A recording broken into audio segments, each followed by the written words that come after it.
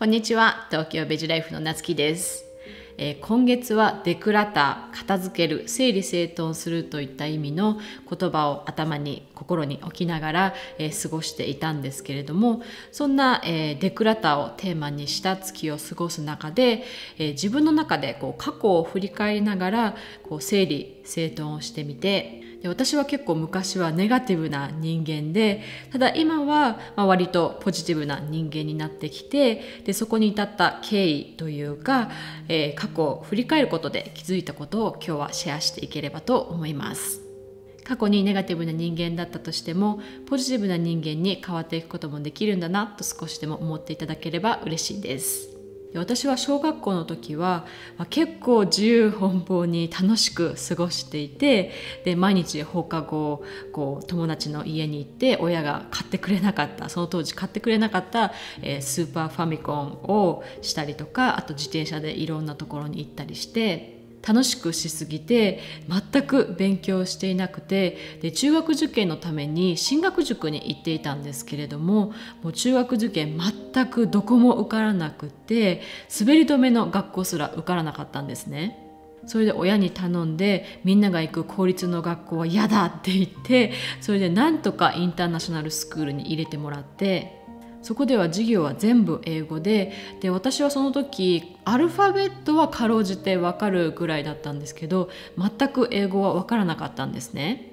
先生が授業の最後にホワイトボードに宿題を書くんですけれども、その宿題をそのまんまノートに移していって、で家に帰ってから辞書を引いて宿題が何かっていうのを調べてから宿題をするっていう。小学校の時は塾に行っていて、クラスの中ではちょっと頭のいい子みたいな風に思われていたのが、中学受験どこも受からなくて、しかも入った学校では先生の言っていることすら分からなくて、もうそれがすごく悔しかったんですね。なのでそこから猛勉強を始めて、わからない言葉を片っ端から辞書で引いていって、言葉を書き込んでいって、で家に帰ってから何時間も毎日勉強するっていう生活をしていました。でその頃は本当に視野がこれぐらいの狭さで、本当に目の前のことしか見えていない。基本的に白と黒しかなくて、勉強もスポーツも友達もグッドかバッドしかないっていう、ある意味完璧主義でした。でも完璧になることはもちろんできないので、そのギャップに苦しめられ始めて、それでできることではなくて、私はもうこれもできないしあれもできないしみたいな風に考えるようになってしまって、高校は単身アメリカに留学して寮に住んで、英語は喋れたんですけど他の人に全然話しかけられなくて、でいくら勉強を頑張ってもスポーツを頑張っても、常に頭の中にどうせ私なんてという言葉がありました。結構器用貧乏で、だいたい何でも平均のちょっと上ぐらいはできるんですけど、何か一つすごくできるっていうことがあったわけでもなくて、特段面白いことを言えるわけでもなくて、ストレス食いで日本にいた時のもう 1.5 倍ぐらいのサイズになってパンパンで、自分が嫌いで嫌でしょうがなかったので、もう苦しくなるまで食べて、そして罪悪感を感じることで自分をいじめるっていう、ある種自傷行為のようなことをしていました。あと寮の共同生活でトイレに行くのが恥ずかしくて、それですごい便秘になってしまったんですね。で毎回出す時はもう授業の合間とかに誰も行かないようなトイレに行って、そしてもう本当にお産のようなすごい大変な思いをして出していました。で顔もニキビだらけで、そういう外見への自信のなさっていうのもあって、そんな時に大失恋もあって I'm not worth it、 つまり自分には全然価値がないというふうに考えるようになっていきました。なのでこの間、ナナさんとのライブで少し話したんですけど、本当にもう高校時代が多分私の人生の中ですごくダークなピリオドだったんですね。それでアメリカの大学に進学して、でアメリカの大学は高校よりもっと大きくて、授業もみんなバラバラ独立しているというか、それでやっと少し気が楽になってきました。高校の時はたくさん人がいる中で一人だけ透明人間でいるのがすごく辛かったんですけど、でも大学ではもう誰が何をしていようと関係ないので、そういう意味でリアルな透明人間になって人の目を気にすることがなくなりました。あと大学では寮から出て自分で自炊できるようになったので、体重が高校の時より落ち着いたっていうのもありましたし、あとは図書館でバイトをしたり、日本に夏に帰ってバイトをしたり、自分で収入を得られるようになったっていうのは大きかったと思います。中学高校とすごく、私のために学費がかかっていて、お金がかかっていて、でそのせいで、家族の中で喧嘩とかもあって、いろいろな意味で家に帰るのが難しくなっていっていたので、大学で奨学金をもらって一人でも生きていける、誰にも頼らなくていいっていうのは、ある意味リリーフ、すごくほっとしましたし、自分の中で自信にもつながっていきました。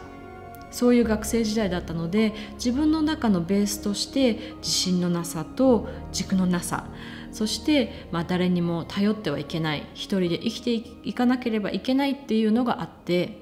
社会人になってもなかなか物事をポジティブに捉えるっていうことが難しかったんですね。何かいいことがあっても、いやでもどうせ私なんてっていう方向に向かってしまって、自分が成長できるチャンス、機会っていうのを潰してしまうということがよくありました。ただそんな中でも自分の中で自分は本当に恵まれているなという感覚はあったんですね。勝手なことばかりして悪い人間なのに、神様は本当に私に対していつも優しいっていうふうに本当に思っていました。それで今日 Facebook の投稿で、あなたが何年前に出した投稿ですみたいなのが上がってくることがありますよね。でそれを見ていてすごくびっくりしたんですけど、ちょうど7年前の今日、旦那さん、その当時は結婚していなかったんですけど、とスイスに旅行に行って、スイスの山の中で遭難しかけたんです。今は結構笑い話でするんですけど、その時は本当にリアルに死を意識した瞬間で、そこから、無事に何事もなく帰ってこれた時に、私は何かすべきことがあるんだろうなというか、神様は本当に私に何かをさせるために生かしてくれているんだろうなっていうのを感じました。そこからいきなり生活を変えたというわけではないんですけれども、少しずつ自分が変わっていって、そして周りや物事もだんだんと変わっていきました。今は YouTube っていう自分の考えだったり視点を不特定多数の方に向けてシェアするっていう、昔だったらもうありえないと思うようなことをしていて、実は今でもどうせ私なんてって思うことはしょっちゅうあります。昨日まで自信 100% だったのに、急に自信マイナス 100% になって、もう誰も見つけられないような穴に入って透明人間になってしまいたいと思うこともしょっちゅうあります。でもその度に自分が今できることを精一杯する、少しでも一歩でも半歩でも前に進むことで、前に進みたいと同じように思っている人の力になればと思って、自分の殻に閉じ込まらないようにダイヤルをスイッチするように、好きな映画を見たり、とにかく寝たり、誰かと話したり、マインドを切り替えるようにしています。